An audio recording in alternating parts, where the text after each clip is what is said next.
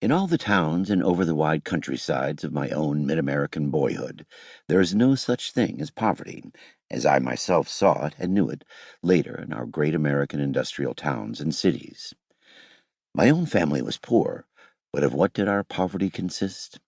My father, a ruined dandy from the South, had been reduced to keeping a small harness repair shop, and, when that failed, he became ostensibly a house and barn painter. However, he did not call himself a house painter. The idea was not flashy enough for him. He called himself a sign writer. The day of universal advertising had not yet come, and there was but little sign writing to do in our town, but still he stuck out bravely for the higher life. At any time he would let go by the board the privilege of painting Alf Man the butcher's house. It would have kept him busily at work for a month, in order to have a go at lettering signs on fences along country roads for Alf Granger the baker. There was your true pilgrimage abroad, out into the land.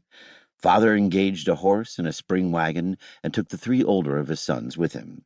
My older brother and the one next younger than myself were, from the first, adept at sign writing, while both father and myself were helpless with a brush in our hands.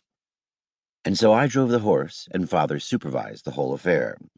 He had a natural boyish love for the supervision of affairs, and the picking out of a particular fence on a particular road became to him as important a matter as the selection of a site for a city or the fortification that was to defend it.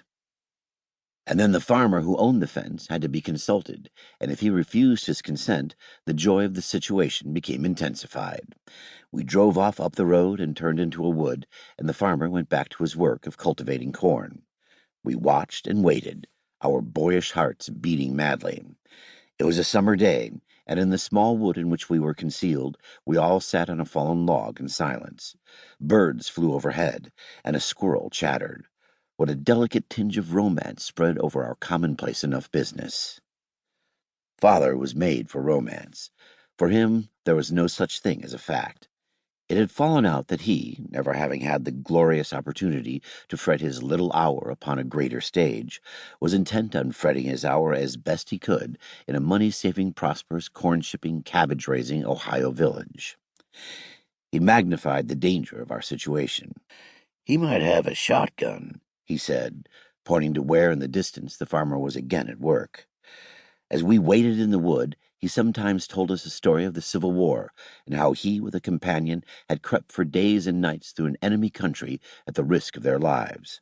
We were carrying messages, he said, raising his eyebrows and throwing out his hands. By the gesture there was something implied. Well, it was an affair of life or death. Why speak of the matter? My country needed me, and I and my intrepid companion had been selected because we were the bravest men in the army, the raised eyebrows were saying.